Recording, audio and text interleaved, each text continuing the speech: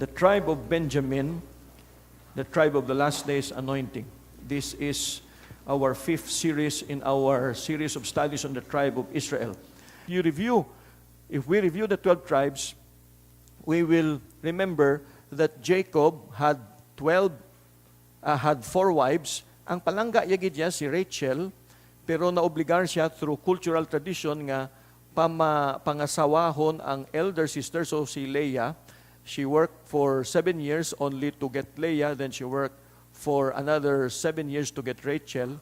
And ang first 4 sons born to Jacob were by Leah, and si Rachel, in order to try to quote-unquote also get the affection of Jacob, gives her slave or servant girl Bilhah to Jacob, another cultural practice allowed at the time.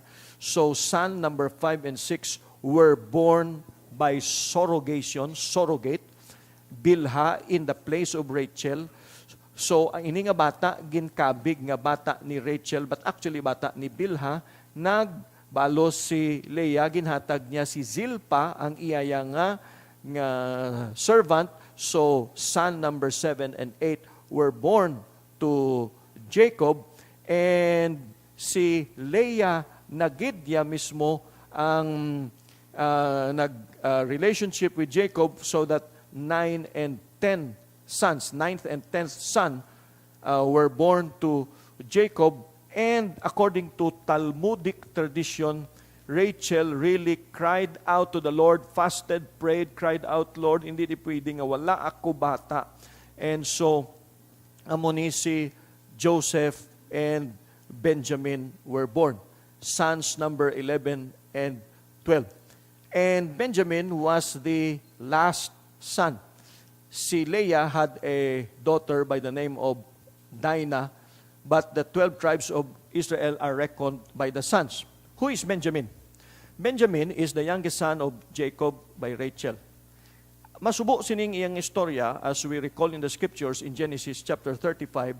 Si Benjamin was born to Rachel, where Rachel, resulting from the very difficult pregnancy that she had with Benjamin, she died while giving him birth. And before she expired, she gave him the name Ben-Oni, meaning son of my sorrow. But before the name attaches to the spirit of the boy, it was quickly overtaken by Jacob, who replaces the name given with the name Benjamin, or son of my right hand. And when that name was given, Jacob lost his beloved wife, Rachel. The story goes this way. Just a very quick overview. Genesis 35 verse 1. God said to Jacob, ini may pamilya na siya. He said, go up to Bethel and settle there. Ginhambalan gid si Jacob to go up to Bethel and settle there. Nga mabalik siya sa Bethel, where he found the Lord the first time when he was running away from Esau. Ginapabalik siya karon sang Ginoo. So this was the second Bethel experience. Nag-obey man si Jacob, and I'm skipping the following verses, and paglabot dito nila, verse 16, then they moved on from Bethel. Wala man sila nagsettle dito, naglakat naman siya. And while they were still some distance from Ephrath, Rachel began to give birth and had great difficulty. And as she was having great difficulty in childbirth, the midwife said to her, don't despair, for you have another son. As she breathed her last, for she was dying, she named her son Ben-Oni, which means son of my sorrow, but his father named him Benjamin, or Benjamin, which means son of my right hand.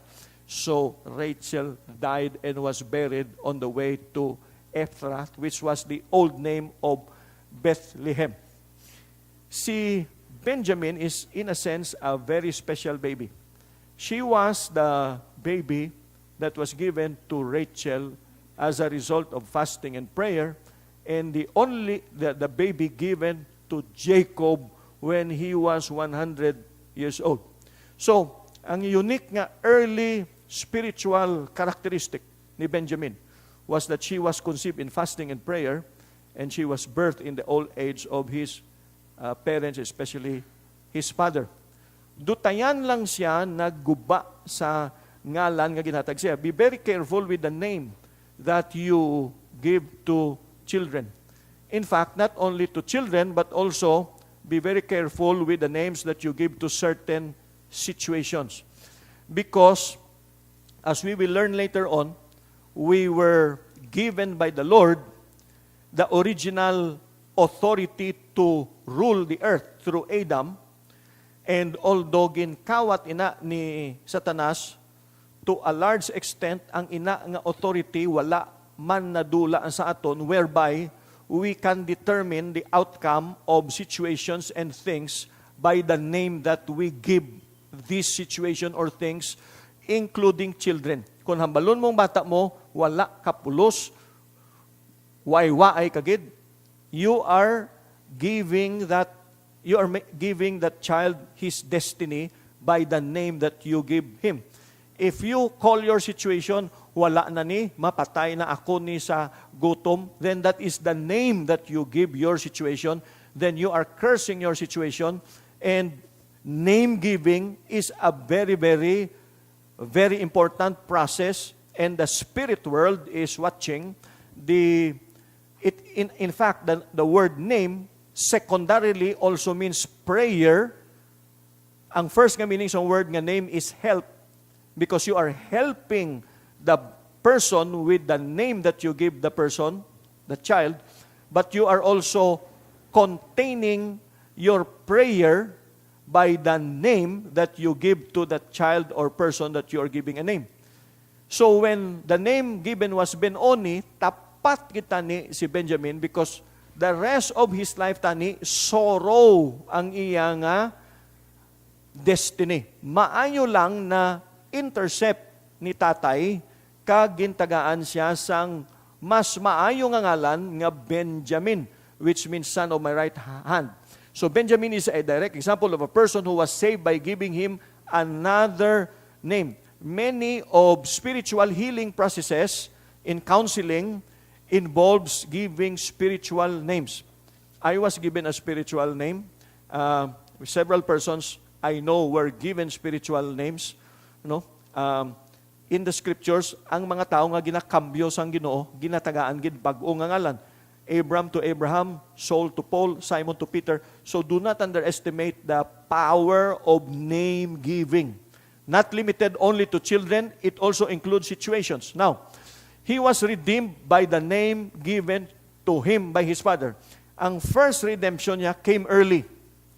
It came early because he was given a good name. Dutayan lang siya naguba, nasalbar siya. He was given the beautiful name, Son of my right hand. Anong butsilingon sang Son of my right hand? Right hand means power. So, Son of my power. You are going to be a person of power. You are going to be a person of strength. And it, quote-unquote, coincided with his being the 12th son.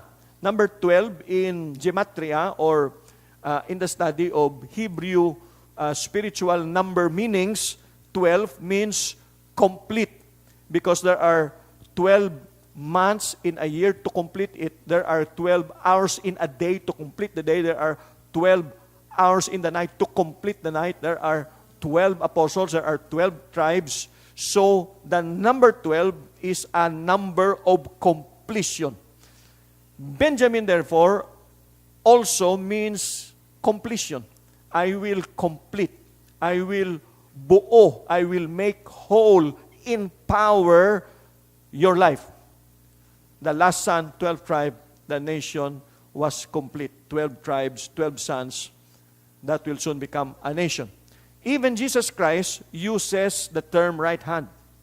In Hebrews chapter 1, verse 13, he says, "Sit on my right hand until I make thine enemies thy footstool." Speaking of the Father in relation to the Son. So, sitting by my right means to reign with him, rulership. Now, don't forget that Jacob was a prince.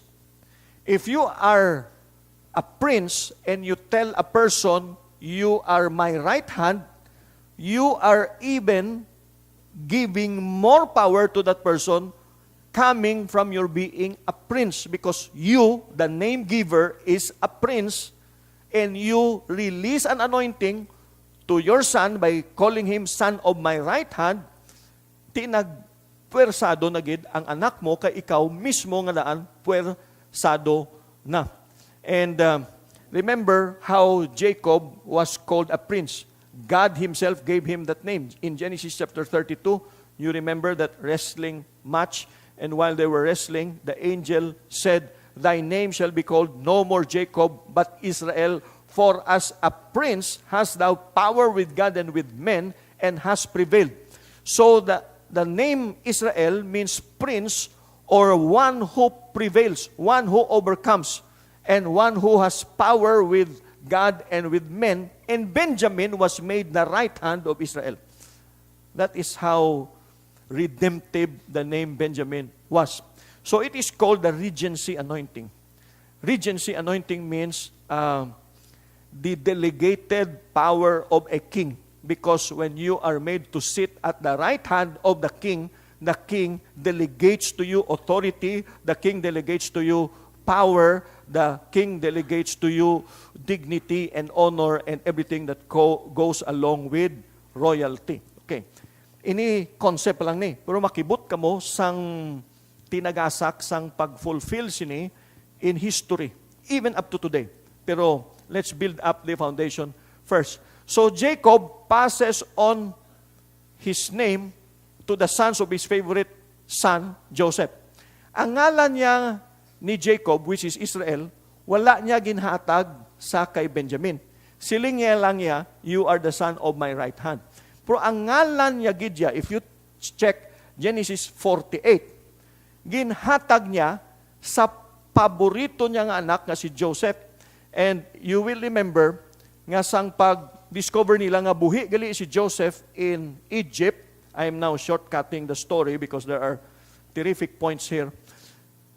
Nagsilo sila sa Egypt, dito sila nag-star sa Goshen, and sometime later, Joseph was told, "Gamasakit si tatay mo, hindi na siya magdugay." Si Jacob nagpadala word kay Joseph, "Diin ang mga anak mo, I want to see them, I want to bless them."